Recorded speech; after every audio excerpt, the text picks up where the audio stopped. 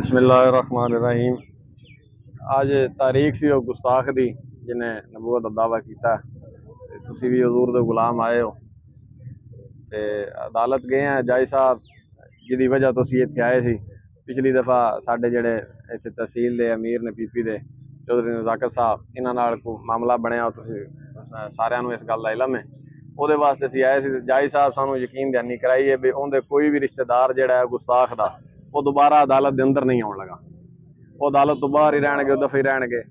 उन्होंने जिहड़ा अगे पंजाब पुलिस की तरफों प्रोटोकॉल दिता जा रहा सी ना, वो उन्हों दा बंद हो गया। जज साहब ने सानू यकीन दिवाया भी तुसी दोबारा एहतजाज या ये नहीं करना, तो मेरे लो ये हुक्म है पुलिस वालियां कि दोबारा वो अदालत के अंदर ना हो। तो बाकी रहे साडी गल, जिस वेले साडी लोड़ होवे इस काम वास्ते, तुहाडी लोड़ होवे या साडी लोड़ होवे, असीं हर वेले हाज़र।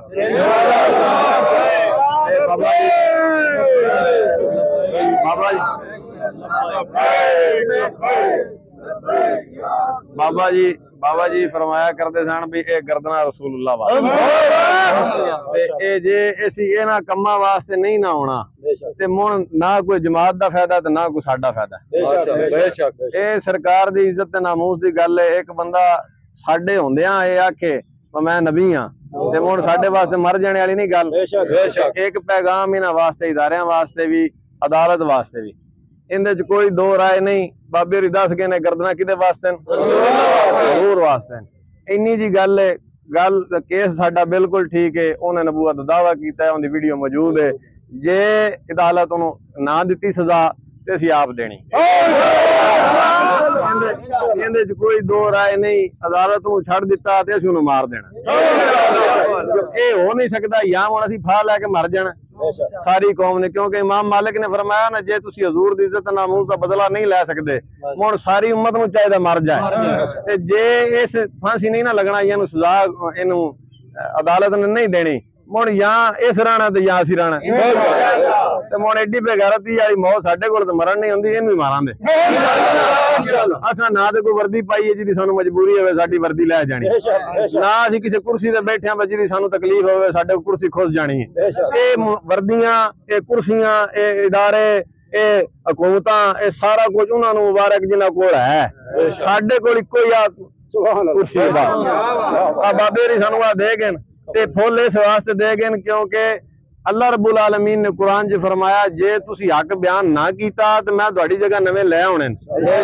अगले मौलवियां पीरां हक नहीं ना बयान कीता तो साडे जे अनपढ़ अल्लाह रब्बुल आलमीन ने लिया के खिलार दिते। ते जे असीं ना ना खड़ोते नामूस रसालत ते रब नूं साडी भी लोड़ कोई नहीं, ते असीं इंशाअल्लाह पहरा देना है। ताजदारे सच्चे नबूवत जिंदाबाद जिंदाबाद।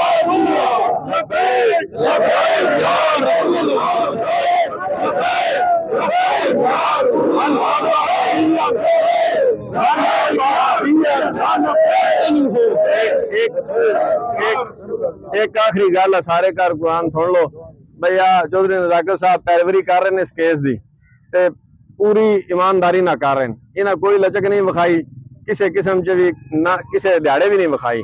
तो तुसी जितने भी हो ना हजूर दे गुलाम, ये जिवें आखण उवें करना है। ना कोई अगा वधे ते ना कोई पिछा रवे, जिवें आखण ना, क्योंकि अगे लगे ना।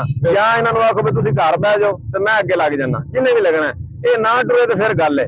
ते जे अगर पूरी ईमानदारी नाल अगा टुरे ना, मुड़ तुसीं सारियां निक्के ने वड्डे ने जेड़े भी हुण मैं आया तो मेरे नाल भी की राबता कीता भी तुसीं आओ। मैं आख्या जी उन्हां मैनूं आख्या तो मैं आवांगा, उन्हां आख्या मैं ढिल भी नहीं लाई। ठीक है, क्योंकि अगे लगे जेड़ा अगे लग्या तुसीं हथ बन के उहदे पिछे खलोना।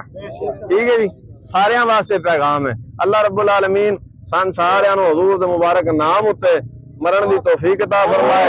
अपना सारा कुछ रसूलुल्लाह दे मुबारक नाम उत्ते कुर्बान करने दी तौफीक।